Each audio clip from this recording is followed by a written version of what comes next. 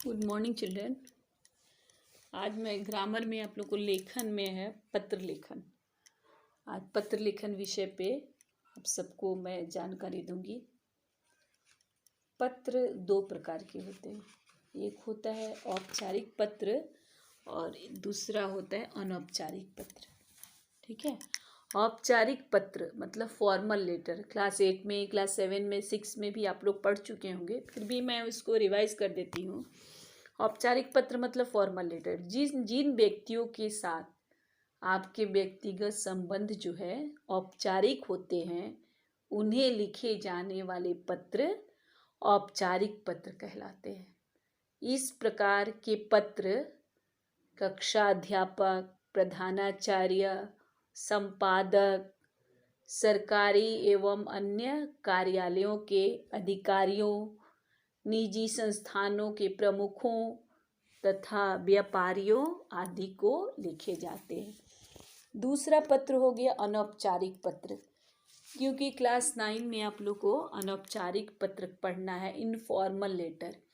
जिन व्यक्तियों के साथ व्यक्तिगत और आत्मीय संबंध होते हैं उन्हें लिखे जाने वाले पत्र अनौपचारिक पत्र कहलाते हैं। ऐसे पत्र प्रायः सगे संबंधियों, मित्रों, परिवार के सदस्यों को लिखे जाते हैं। माता पिता, भाई बहन, चाचा मामा, मौसी, बुआ, मित्रों आदि को पत्र लिखते समय अपनत्व की भावना रहती है। उनमें औपचारिकता नहीं रहती, माने फॉर्मेलिटी नहीं रहती। जिसको हम जानते हैं, जिससे हमारा संबंध होता है, उसके मन के भाव और विचारों को निसंकोच लिखा जाता है। अनौपचारिक पत्र में अपने मन में जो भाव आ रहे हैं कोई झिझक नहीं होती लिखने के। सामाजिक पत्र भी अनौपचारिक पत्रों की श्रेणी में आते हैं। जन्मोत्सव, विवाहोत्सव, गृह प्रवेश आदि जो है लिखे गए जाने वाले निमंत्रण पत्र जो है व्यक्तिगत माने पर्सनल होते हैं, पर्सनल रिलेशन पर आधारित होते हैं, इसलिए इन्हें भी हम क्या कहते हैं, अनौपचारिक पत्र कहते हैं। अब अनौपचारिक पत्र को हम कैसे लिखते हैं तो इसको बता रही हूँ। अनौपचारिक पत्र सबसे पहले बाईं तरफ लिखते हैं। सबसे पहले पत्र की बाईं ओर ऊपर में लिखने वाले का पता लिखा जाता है। जो भी चिट्ठी लिख रहा है उसका पता लिखते हैं। पत्र उसके नीचे एक लाइन छोड़ दिया जाता है, एक दिनांक लिखा जाता है। लाइन पता और दिनांक एक साथ होगा, नीचे में दिनांक होगा सबसे नीचे में। उसके बाद एक लाइन छोड़ा जाता है।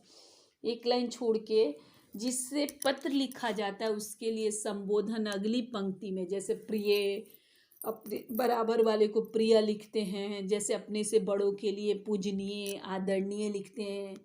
अपरिचित जो रहता है श्रीमान लिखते हैं, वो तो व्यावसायिक में इसमें आ गया। और जैसे पूजनीय, आदरणीय, माताजी, पिताजी, छोटे भाई बहनों को प्रिय लिखते हैं, फिर मित्र को प्रिय लिखते हैं। उसके बाद उसका नेक्स्ट लाइन में, अगले लाइन में जिसके लिए पत्र लिखा जाता है उसके साथ संबंध के क्या है, बड़ा है तो नमस्कार, सादर प्रणाम, प्रणाम।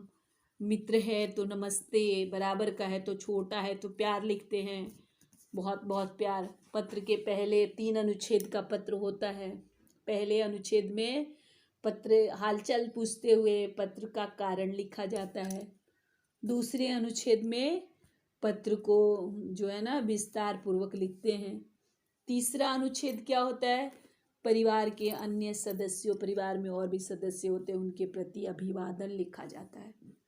अगली पंक्ति में माने फिर अब सब उसके बाद वाले लाइन में बाईं ओर जिसे पत्र लिखा जाता है उसके साथ मन जिसको आप पत्र लिख रहे हैं उसके साथ आपका रिलेशन क्या है वो लिखा। जैसे आप, तुम्हारा मित्र, आपका पुत्र, तुम्हारी सखी, तुम्हारी बुआ, तुम्हारा मामा, आपका भतीजा, भांजी, पोता, प्रिय पुत्री आदि जो भी हो, जो भी आपका रिलेशन हो वो लिख दें। और अगली पंक्ति में लिखने वाले, जैसे आप लेटर लिख रहे हैं तो आपका नाम होता है।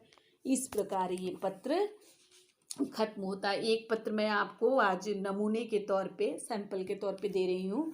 मित्र को पत्र, परीक्षाओं की तैयारी की जानकारी के विषय में मित्र को पत्र लिखना है। ये पत्र आप लोग देख के लिख लीजिए। इसके बाद मैं एक पत्र आपको होमवर्क के तौर पे दे रही हूँ, तो वो इसका जो है ना आप लोग होमवर्क के तौर पे एक पत्र लिख लीजिएगा। छोटे भाई को मन लगाकर पढ़ने की सलाह देते हुए बड़ी बहन की ओर से पत्र। ये आप लोग एक होमवर्क के तौर पे बड़ी बहन की तरफ से छोटे भाई को मन लगाकर पढ़ने के लिए पत्र। तो जो मैंने सैंपल पत्र दिया उसको तो आप कॉपी में लिखेंगे ही, आंसर जो दिया ये होमवर्क जो दिया उसको भी आप अपने से लिखने की कोशिश करेंगे, क्योंकि पत्र लिखना तो पहले से जानते हैं, उम्मीद है सबको आता होगा। धन्यवाद बच्चों, खुश रहिए, स्वस्थ रहिए, अच्छे से रहिए।